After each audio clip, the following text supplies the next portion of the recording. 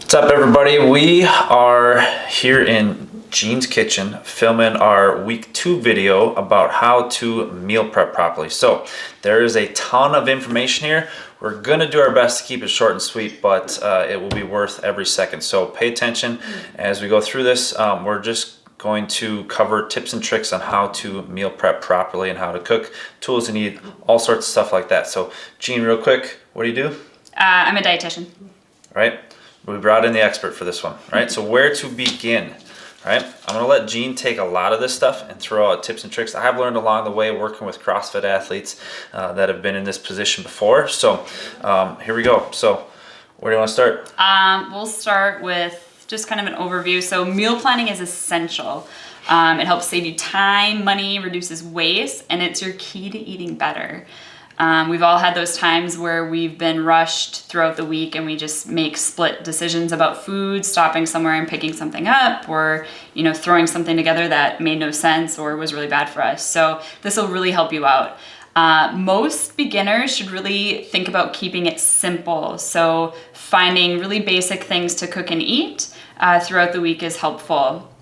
I am a big fan of people who are new to cooking, starting with recipes. So getting familiar with some sites that you can use to search for recipes online.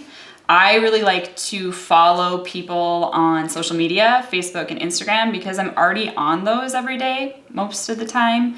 And so I'll click and save recipes that I find interesting and refer to them later when I'm doing my meal planning. And part of this, we'll have the recipe or the people that we recommend that you follow and simple places to find good recipes. We'll have that all right on the website and probably in the email that came with this video, right at your fingertips. So all you gotta do is go and find the stuff you already enjoy. Yeah, so I'll talk a little bit about making a meal plan and how you go about doing that if you've never done it before. It doesn't have to be complicated. I suggest getting a piece of paper or a notebook and writing this out for yourself. Number one, you want to start by going into your kitchen, going into your pantry, and just doing a thorough clean out. Getting rid of old foods, getting rid of foods that are tempting and maybe not on the plan for you over the next few weeks. Either donating or trashing those things, just get it out of your house so that you're not tempted to eat those things when you see them. Right? We want you guys to, there shouldn't be the option to make the bad decision or the bad choice. Just get rid of that stuff, give it to your favorite neighbor or whomever, and by the time you get home and after you're shopping, you're only going to have options that are healthier for you to eat. So you've made it that much simpler for yourself right off the bat. Yeah, make the healthy choice the easy choice. So clean out and then take an inventory. There was actually a time when I kept a list of all the things I had in my pantry, my freezer, and my fridge, and it made meal planning super easy. You could do that. It's kind of OCD, but it's helpful. But just take an inventory of what you have on hand so that when you do go to write your meal plan or pick out some recipes, you can utilize things that you already have. That way you're not wasting money buying more of the stuff that you already have. If anybody's like my mom, you already know what that list is. So those of you that have already done the shopping, you probably have a pretty good idea, but also go back and double check. You don't know what's still sitting back in that hidden corner and whatnot. Yeah. And the nice thing about it is oftentimes people will ask me, how do I have a well-stocked pantry? And honestly, it just takes time of cooking new, different recipes, trying different things that you accumulate some of these different ingredients. Sure, you can, start by going to the store and just picking out a few basic spices, getting some oils, getting some canned foods, canned tomatoes, things like that. But over time, you just start to know what you need and start collecting all these different ingredients, and then you do have a well-stocked pantry. So it's a process, and allow yourself to take that time. And so utilizing things you have on hand, pick out some recipes, and I like to recommend picking 1 to 2 to 3 recipes per week. So if it's just you have to plan. If you have a family or other people that you're cooking for, think about from Sunday to Saturday, how many recipes or how many different meals you need to cook for yourself. And know that you can use one recipe and double it or make extra, or pick a recipe that has a lot of servings and reuse that throughout the week. So if you pick a crock pot recipe Sunday that you make and you have for dinner that night and it serves 6 and it's just you have 5 more servings to spread throughout the week.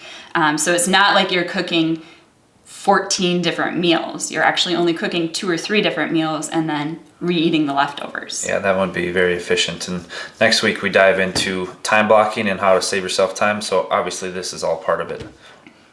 In addition to thinking about that with meal plans, if you are going to be meal prepping, which we'll talk about soon, when you're looking for recipes, think about all the different equipment you have in your kitchen so that you're being as efficient as possible. And what I mean by that is find recipes that utilize everything so that you can multitask and do everything at once. So find a recipe for your crock pot. Find one recipe that you can make on your stovetop, like a stir fry or something like that. And then find a recipe that you can toss into the oven. That way you can have all 3 things going at the same time and you'll get done faster. So I think the next one, we recommend meal prepping for the whole week, but you do it in 2 different, over 2 different nights, right?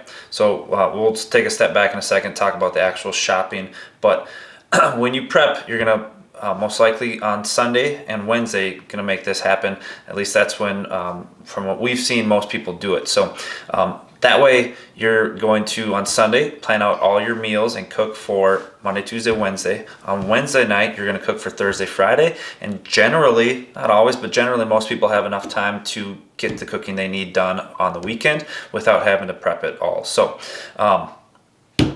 definitely spread it into 2 different nights if possible, because you don't want to, a lot of times people will make food on Sunday night, and by the time Friday rolls around, the last thing you want to do is make something that's been sitting in the fridge or something like that. Obviously, you can freeze it and things like that to keep it fresher, but Sunday, Wednesday, splitting it over 2 days seems to be a bit more efficient.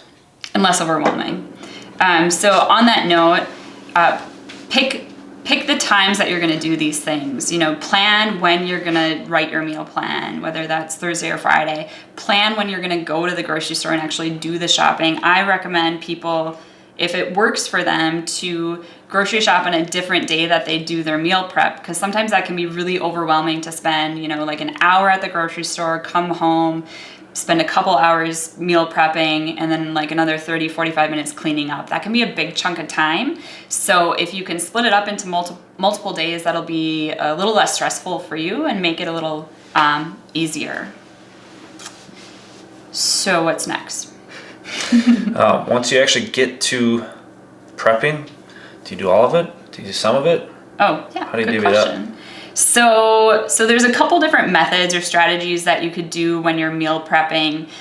You could cook everything to completion. So kind of that standard maybe perception of meal prepping is that you cook all the recipes to completion and then you're just reheating throughout the week. Or eating something that's cold, which you can totally do. And that's, if you have the time to do that, that can be a really, really helpful thing to keep you eating healthy throughout the week, because there's no more work required upon you besides perhaps reheating anything. Another strategy, depending on the amount of time, maybe you have extra time at dinner to do a little bit of cooking during the week. I often will do things like par meal prepping, where what I'm doing is doing the chopping and doing the mixing and getting everything ready, so par. And then it's just ready to be thrown in the oven or thrown in the crock pot or thrown on the stovetop for maybe 20-25 minutes. And then dinner's hot and ready and fresh. So that's another strategy that I like to take with things like one pot dinners or one pan dinners, where you're just throwing everything in the pot or onto the pan, throwing it in the oven for 20-25 minutes. So that's one strategy you could take, and you can mix and match these things. Maybe you do a couple lunches and a breakfast that you're cooking to completion, and then maybe you do par prep for your dinners, where you're just getting everything ready to be cooked during the week. A couple other strategies you could take is batch cooking. So cooking a really big batch of something, say you're making a soup, double the recipe and then freeze half of it for later. I recommend freezing things in smaller containers, like a mason jar. So if you're making like a soup or a stew, finding a container like a mason jar is great, leaving a little bit of space for it to expand. That way when you pull it out to thaw it, you don't have to unthaw the entire batch of soup and then you're stuck eating that for 6 days or whatever. So that way you have 1 or 2 portions that you can pull out, thaw, and eat the next week or eat later that week. She had a lot of mason jars in there. Yeah, it's kind of a problem.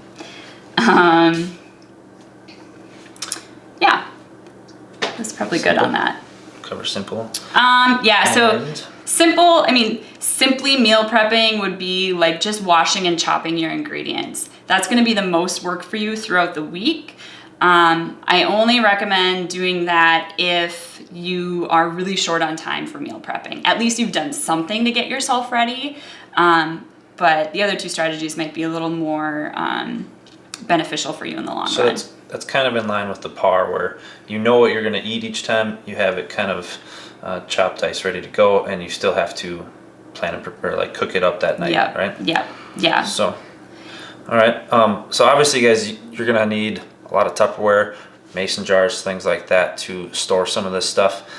Definitely recommend investing in that. I have a lot of like leftover lunch meat containers and stuff, and it just gets to be a pain in the butt. I finally asked for some for Christmas, so got that going for me. Ooh, But you should get these actually, since we're here. see, that's why we came over to Jean's I place. can't reach that, which is really good. These are the best. You can get them off of Amazon, and they're actually not all that expensive. They're glass. They're like the perfect size for lunches, for pre-portioned dinners. They're 3 cups. I love them. There you go. So Pyrex. Pyrex is great. And we'll get into some other tools and stuff here coming up. So, all right, how to actually cook it. How to do the cooking. Let's start with tools, though. Tools, Since yeah. we were on Let's there. talk about tools. So what do you need to actually cook? Obviously, a knife would be a good starting place. We're talking the must-haves, just the basic. Like, basics. if you don't have a huge kitchen and a ton of stuff, you need to have this stuff. At least 1 good chef's knife. This is a chef's knife. It's 5-6 inches. It's good for cutting vegetables. It's good for cutting meats. It's kind of your all-around knife.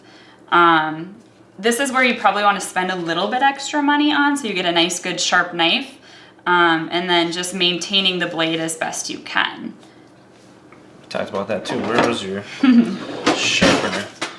So there's this thing that we can't remember what it's called, But it works really well. but it works. So if you get a sharp knife, this is the way to maintain the edge on the blade longer so that you can go longer with a sharp knife. So all you do is, you're supposed to do it away from yourself, is shave the edge of the blade, and then it's sharp every time you go to cut it, and it maintains the blade longer. Maybe more than once, but just a handful of times.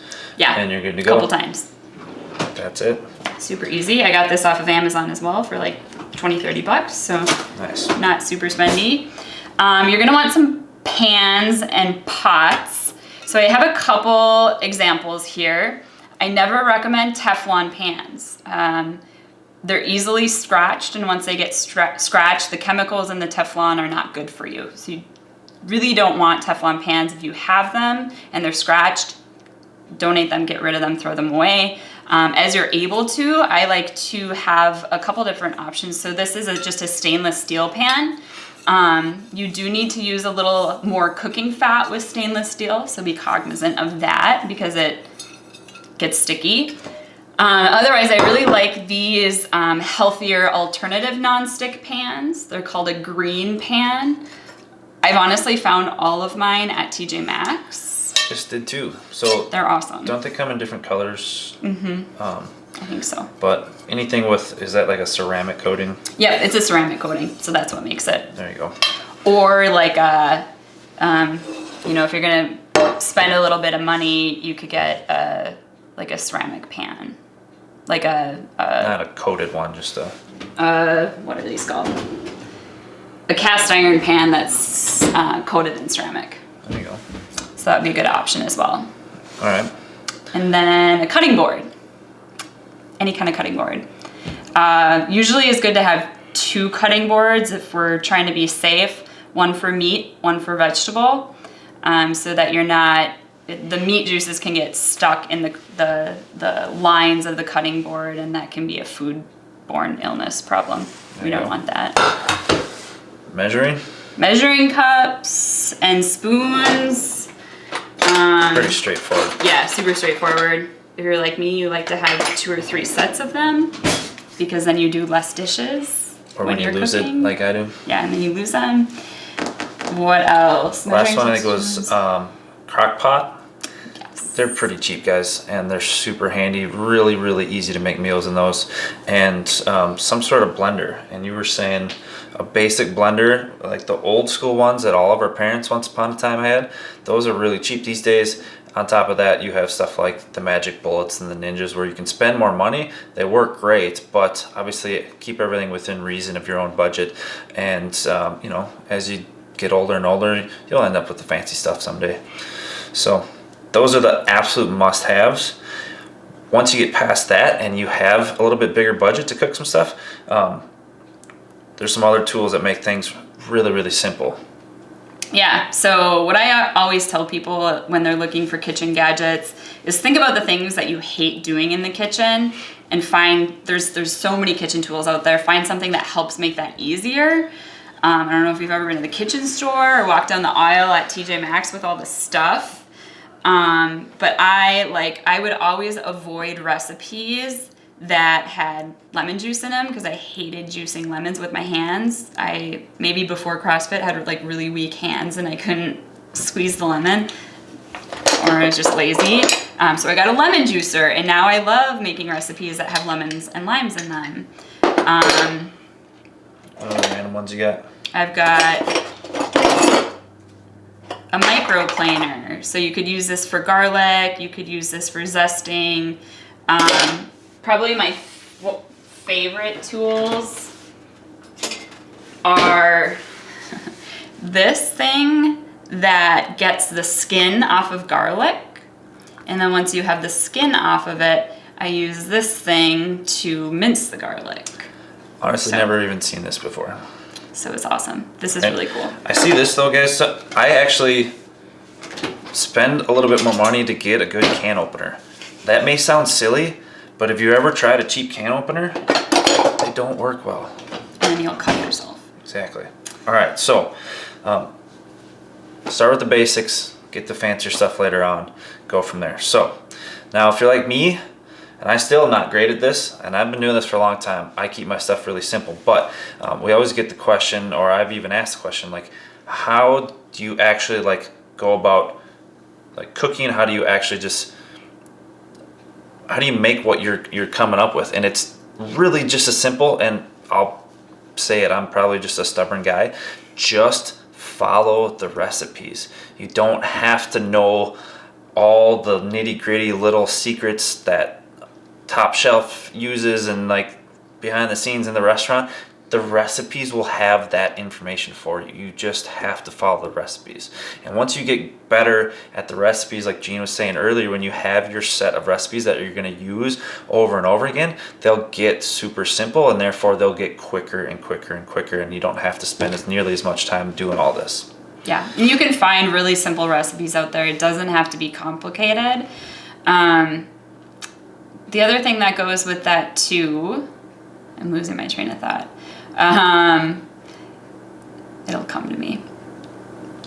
So like simple, guys, like I just eat, like I make up some chicken or a steak or a salad, and I throw some extra stuff with it. I have my veggies on the side and my good healthy fats.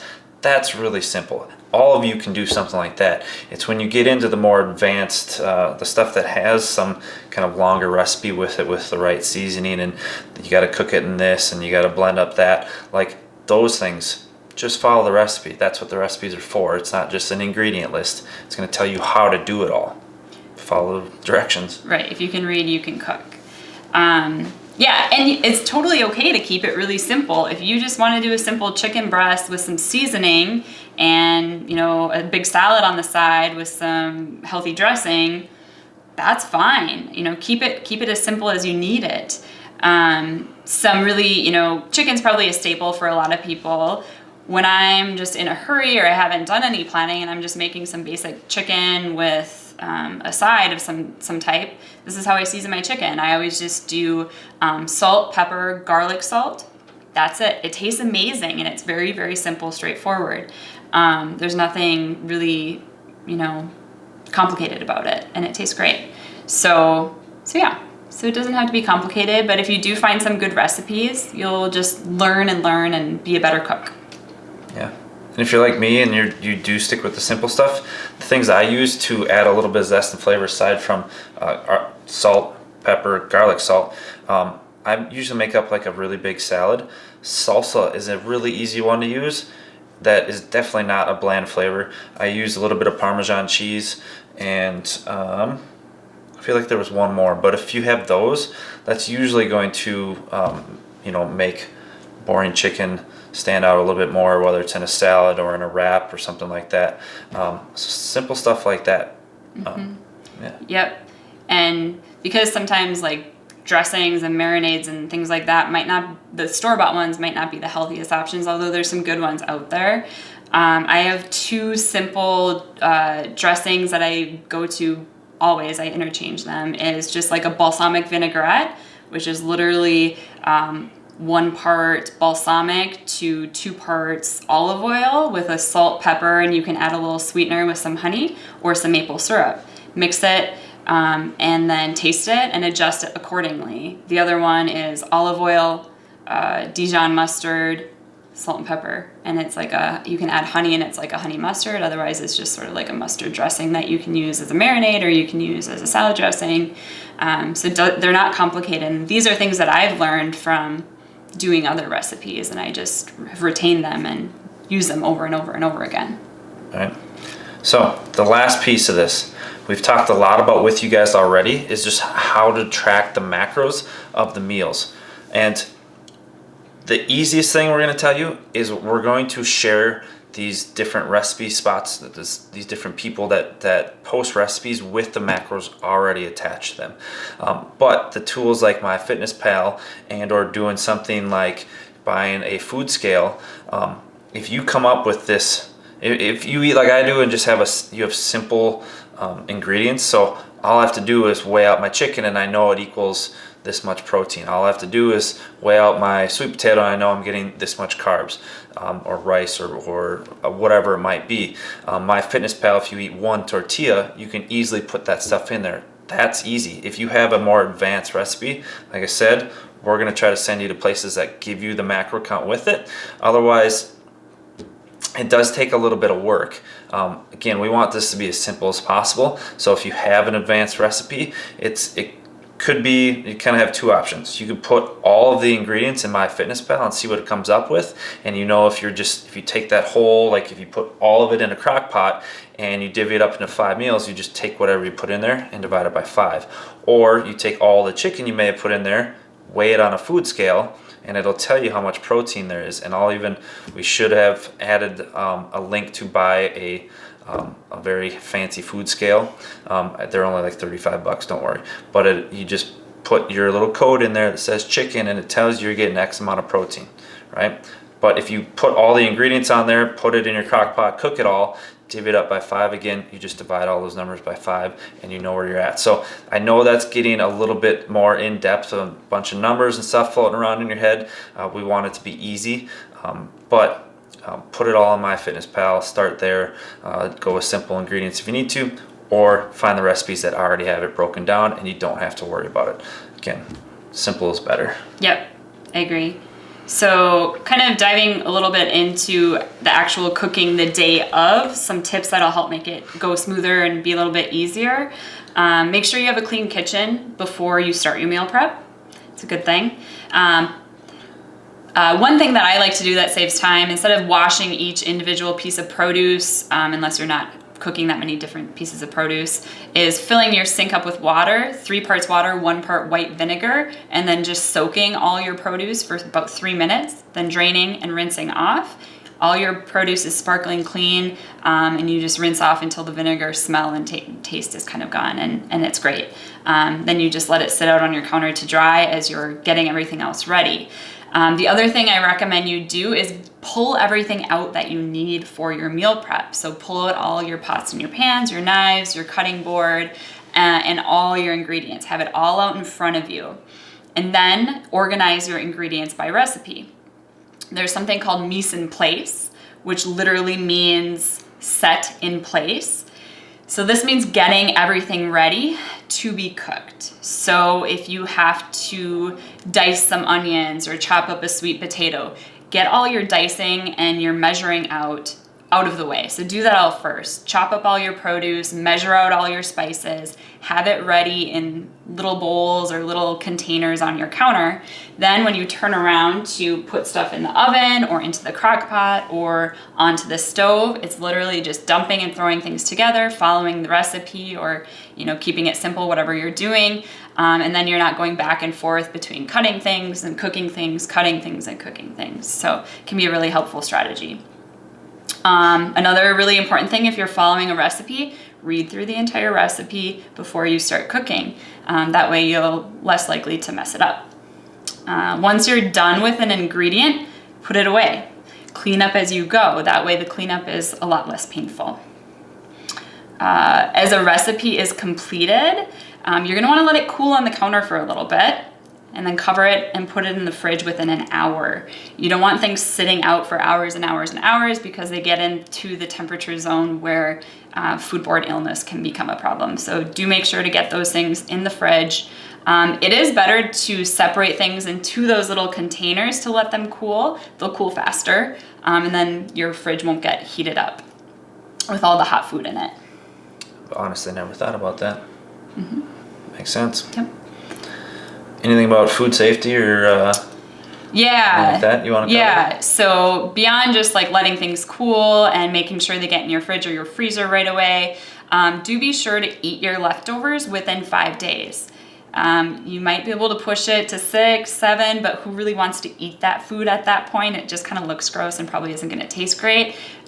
Safest bet is to eat things within 5 days, but if you're prepping things on Sunday and Wednesday, shouldn't be an issue anyway. Reheating, if you're reheating on the stove, the oven, or in the microwave, just make sure things are hot and cooked through. What other food safety things? You're the expert here. I know, I'm thinking what they need to know. Freezer, most things are good in the freezer for 3 to 6 months. Some things up to a year, things like vegetables. Most meats are good 3 to 6 months. So just be aware of that, of those. If you do any like large batch cooking and then freeze it in your little mason jar, you do want to put a date on it and try to eat it within 3 to 4 months, typically. There you go. Yeah. Well, got anything else? I think that's about it. All right, guys. Like always, I know you guys we're only the second week into this, but ask lots of questions. Ask your coaches, email myself, email Sarah, grab somebody at the gym, whatever it might be. Anything we can do to help you guys stay on track and get the best out of this, or the most out of this, and get the best results by the end. So if you have anything else, just let us know. That video went a little bit longer than expected, but I'll edit it down, and look forward to seeing you guys all in class. Thanks.